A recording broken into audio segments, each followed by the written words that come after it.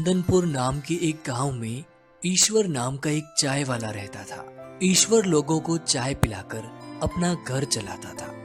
इतनी महंगाई होते हुए भी ईश्वर की चाय सस्ती बिकती और कभी तो उधार वाले ग्राहक बिना पैसे दिए ही चाय पी जाते थे, तो कभी कोई मजबूर भूखा प्यासा इंसान आ जाता तो ईश्वर उन्हें भी चाय पिला देता।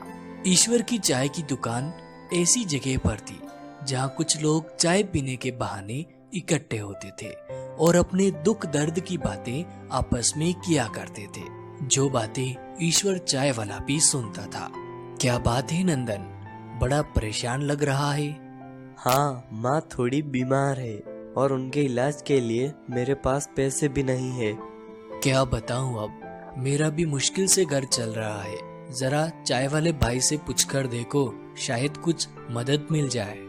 अब नंदन ईश्वर चाय वाले से कहता है, ईश्वर भाई 4 दिन में वापस कर दूंगा। मेरी माँ का इलाज करवाना है तो प्लीज मना मत करना। अब ईश्वर इतना पैसे वाला कहाँ था जो वापस कर दूंगा। मेरी माँ का इलाज करवाना है तो प्लीज मना मत करना। अब ईश्वर इतना पैसे वाला कहाँ था जो लोगों को उधार देता फिरे। फिर भी उसने कुछ रुपए बचा कर रखे थे। ठीक है, ये लो। और ईश्वर चाय वाला उसे पैसे दे देता है और अगले 3-4 दिनों में ही नंदन ने 1000 रुपए चाय वाले को वापस लौटा दिए। अब ईश्वर पैसे लेकर अपने जेब में रखने ही वाला था कि तभी वहाँ पर एक और आदमी आ जाता है। ईश्वर भाई साहब, महेश बता रहा था कि आपने नंदन को 1000 रुपए की मदद की थी। कृपया मेरी भी 500 रुपए की मदद कर दो।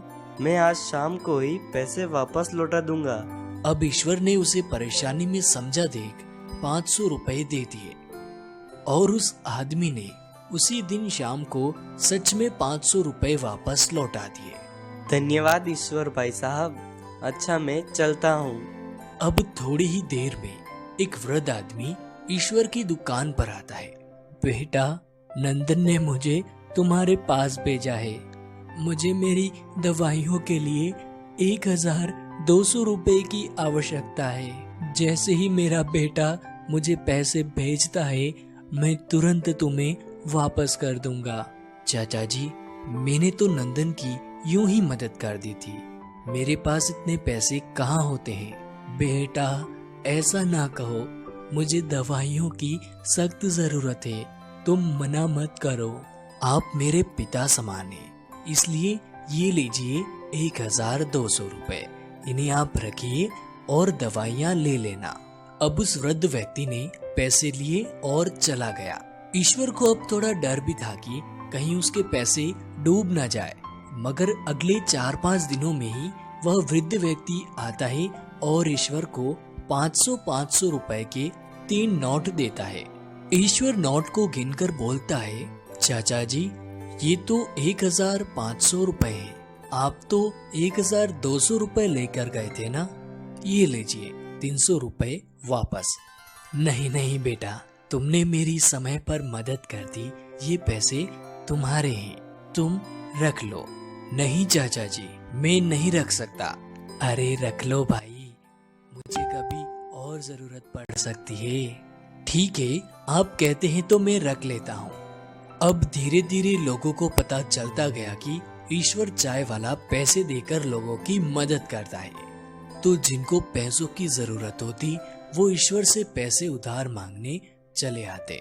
चाय वाला भी अब उन पर विश्वास कर उन्हें पैसे दे देता और जो लोग जितने पैसे लेकर जाते उससे थोड़ा ज्यादा ही पैसे ईश्वर को वापस लौटाते। ईश्वर भी उन्हें तोहफा समझकर वो पैसे रख लेता। धीरे धीरे वो एक्स्ट्रा पैसे ब्याज में बदलने लगे। लोग ईश्वर से उधार लिए पैसों पर ब्याज देने लगे और इस तरह समय की गाड़ी चलती रही और ईश्वर पर स्वयं ईश्वर की कृपा होने लगी। उसकी चाय की दुकान एक बड़ी दुकान में बदल गई और चाय का धंधा तो एक तरफ चलता रहा, साथ ही पैसों की लेन देन का धंधा जोरों पर चल रहा था।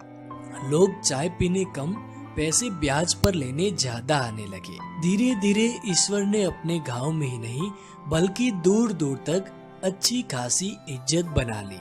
और अपना नाम कर लिया। इस कहानी से शिक्षा, जिंदगी हमें एक बार सफल बनने का मौका अवश्य देती है, बस आपको अपनी बुद्धि का उपयोग करना